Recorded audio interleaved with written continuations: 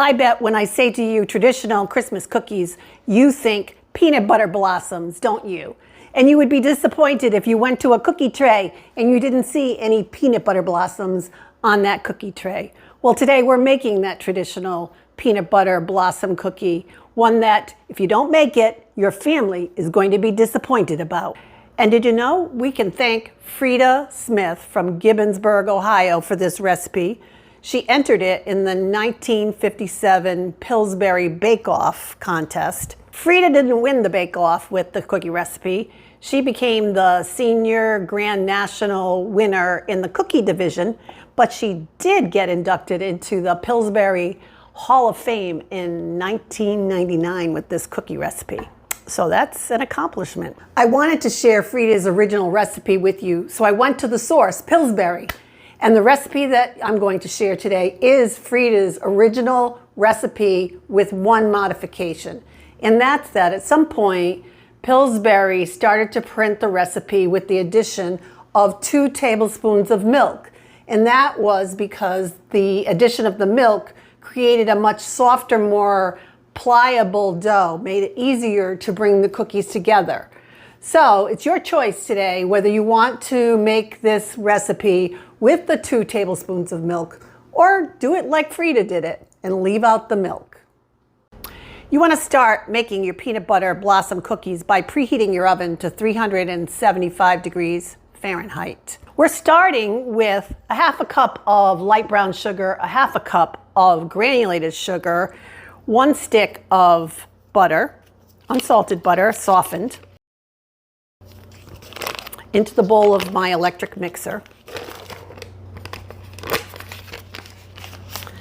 And we're going to cream the sugars and the butter together.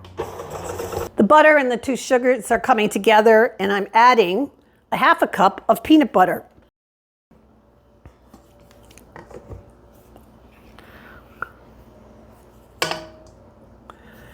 And we're going to mix this peanut butter in with the other ingredients.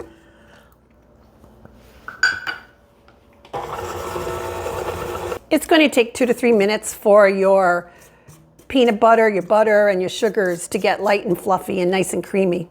Scrape down the sides of your bowl and add a teaspoon of vanilla.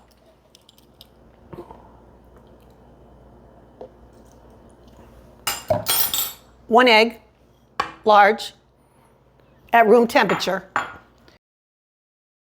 and 2 tablespoons of milk.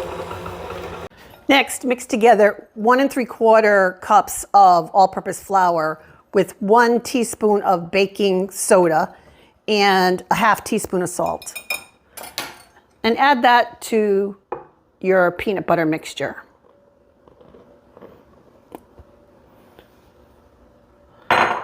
And then stir to combine. Take the time to scrape down your bowl throughout the combining process. You want to make sure that all the ingredients are really well combined, and you'll have a better cookie. Once your cookie batter is all combined, form it into about a 1-inch ball, roll it between your hands, roll it in some granulated sugar, and place on an ungreased cookie sheet. Take the time to make sure that all of your balls of dough are consistent in size. You'll have a better result in your baking if all of the cookies can cook for the same amount of time.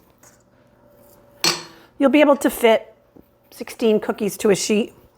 And the ungreased cookie sheet, a tin one like this, works really nicely. It browns the bottom of your cookies very evenly. Place your cookies on the center rack of your 375 degrees Fahrenheit oven for 8 to 10 minutes. While your cookies are baking, you can remove the wrappers from your kisses. You'll need about 36. After 8 to 10 minutes in the oven, your cookie comes out puffed, cracked, and ready for your Hershey Kiss that you press right into the center of the cookie. Return your cookie to the oven for just 30 seconds, no more than that, just to make sure that your kiss will adhere to the cookie nice and solidly. Nobody likes a cookie without a Hershey Kiss. Transfer them to your rack for complete cooling and be ready to enjoy.